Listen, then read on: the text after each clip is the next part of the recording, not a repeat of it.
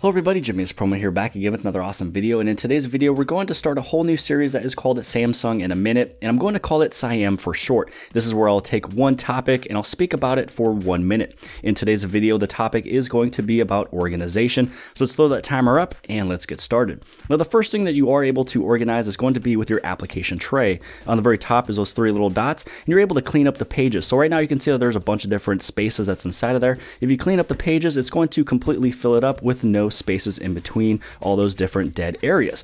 Now the other thing you'd be able to do is on the very top right hand side, click that one more time, is you can click on sort, and you're able to put this in alphabetical order, so it's much easier to find your applications. Now we're heading to the home screen to make a folder extremely fast. If you have applications that are very similar, you're able to press and hold and click on select items, and if you go through all of those ones there, you can click on the very top right hand side where it says create folder, and because all of these right here are dealing with good lock, this is what I will be titling it as. Also, what you'd be able to do if you wanted to change all your different home screens is if you do a fast little pinch to zoom, you'd be able to go over into your Bixby Home. You can either turn it on, turn it off.